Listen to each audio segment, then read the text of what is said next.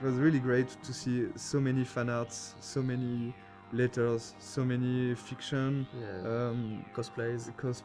The reactions were fantastic, way beyond our craziest expectations. It was impossible to expect a huge community like this and so passionate fans, and it's great. Thank you. Yeah. We started the project by making the game we wanted to make for ourselves, but at the end it's really making a game for the players, because that's what's important.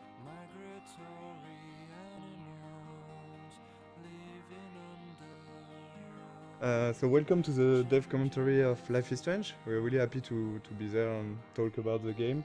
Thank you for watching. Thanks. I'm Raoul Barbet, one of the co-game director of the game. And I'm Michel Kor, the other co-game director of the game.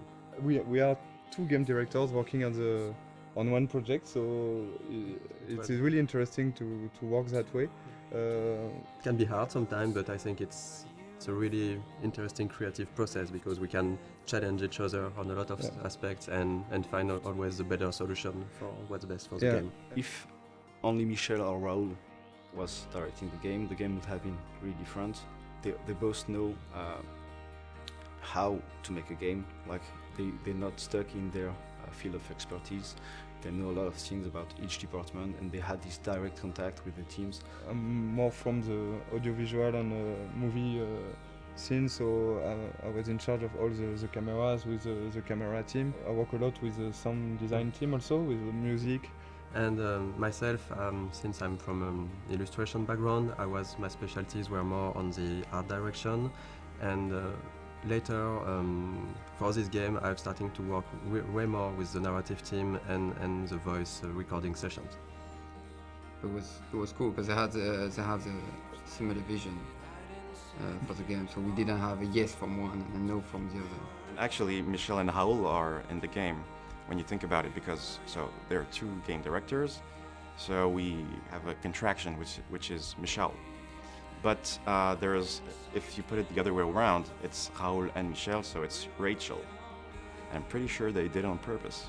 The idea behind the game was because both of us worked on Remember Me, and there were some sequences in this game called memory remixes, and one of the founders, Hervé Bonin, asked this small core team to think about a game with this kind of mechanism. Very quickly came the episodic adventure game, because we wanted really to do something like that. There is really a lot of good ways interactive ways to tell stories. On an episodic format, you have to make a lot of choice for episode 1, because you won't be able to change after. A lot of assets have to be there in episode 1. Yeah. So the menu is one of those assets. It was interesting because there was a lot of variations. We did a lot of tries of what we wanted to show in this menu. The idea was really to basically show the most important locations of the game.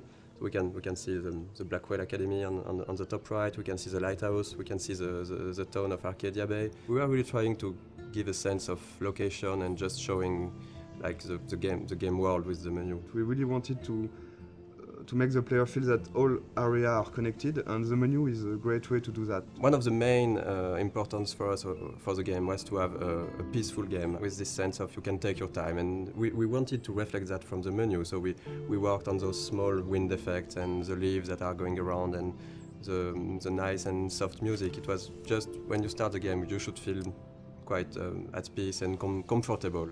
And even when the menu evolves in each episode, there is some small details that are changing. For the menu for episode 4, you have the beach whaled. That's this kind of details we wanted to just add with the variations of the menu. The game takes place in Oregon, in the Pacific Northwest, in the United States. When I went back there on vacations, I've seen a lot of places that really looks like what we did in the game.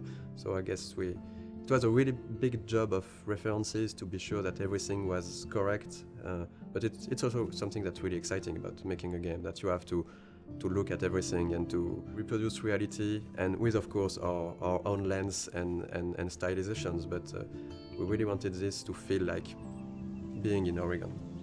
Sometimes people ask us if we choose to have a game in the United States for marketing, for selling the game. We knew that we were fans of like TV shows like Twin Peaks or X-Files. They have those trees and the Pacific Northwest feeling. I think they are a great example of a small community thinking that everybody know each other and everybody is happy, but when you put something inside this community, it could be something supernatural. You discover a lot more. And it's really a way to shift things around and to bring chaos and interesting variations on the characters. And in the end, Life is Strange is really a game and a story about the characters, about their lives. It's not a story about the sci-fi elements. The sci-fi elements are just, for us, they were just here to make things interesting. Let's play the game and... Yeah, let's play Life is Strange. So this is the very beginning of the game. I think this is one of the very difficult sequences of the beginning of the production, because this is the first time the player will see what the game looks like and will be inside the story. So we got a lot of discussion about this one and a lot of discussion about the shots, how we are going to present Max's character. The important, as this is a video game, is the player to know where he has to go and the objective of each scene. This scene is a link to the end of the game, of course, and it's also to close the loop and begin with this scene. And when you know the end of the game was something we really wanted to have, so we can see all the FX, and we've got one FX artist, very talented, Thomas. Here you can see a lot of his work, all the particles, the tornado. We took a lot of time to work on this tornado, because when you're working on an episodic game, it's important to still hook the player from episode 1. So that's the kind of discussion we had about the rhythm, to when should we put something that has a bit more impact and that feels something that shows the player that there is something bigger.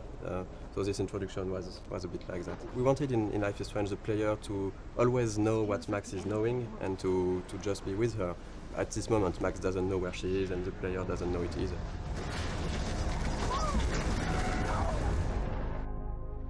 We're back to the high school, and which is one of the most important settings of the game, of course, the high school setting and the Blackwell Academy.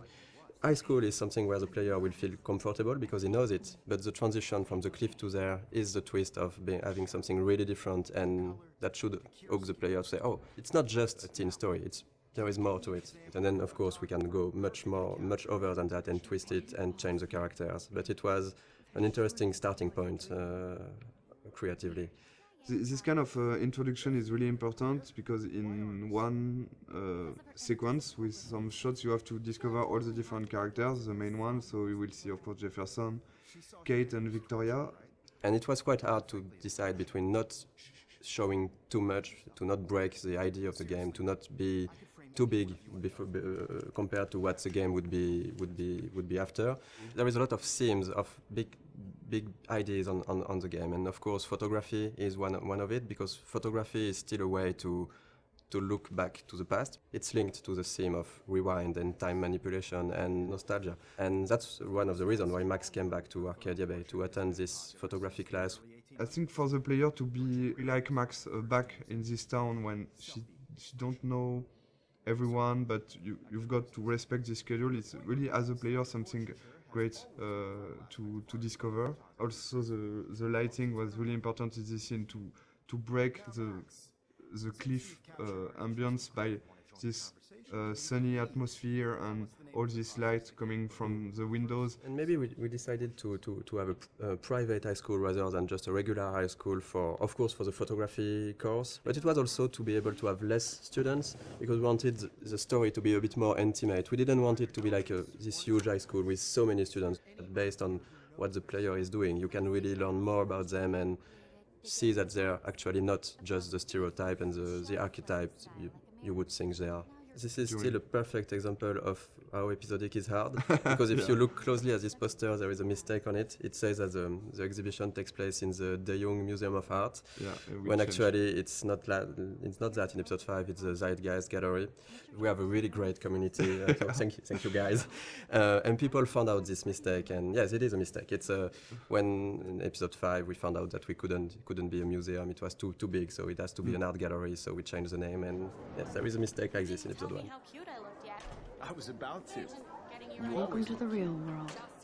We really wanted to have this feeling of being part of a whole high school. So it means a lot of people, it means bullying, it means difficulties when you're a teenager in this kind of world. And showing the different cliques and different kind of teenager. I think a lot of players love this introduction. The use of music here is really important. Is as Max feels insecure in this atmosphere, we wanted her to isolate, and the music is a great way of isolate yourself when you just want to be on your own. And so since the beginning of the game, we were working with licensed tracks, licensed music. We test when we are testing on prototypes some scenes. We put some licensed tracks from artists we love, and Scene Matters was one of them. And when we asked Jonathan Morali, who is the lead of Scene Matters, if it's possible to use his music, he's a gamer, so it was really happy to have this new experience, and for us it's just incredible to work with him. And this kind of editing is really difficult to do, because you have to choose the important moment in a song and to choose the right images. Because our writer Jean-Luc has written many scenes built around music. The edit is based on the music. It's not the other way.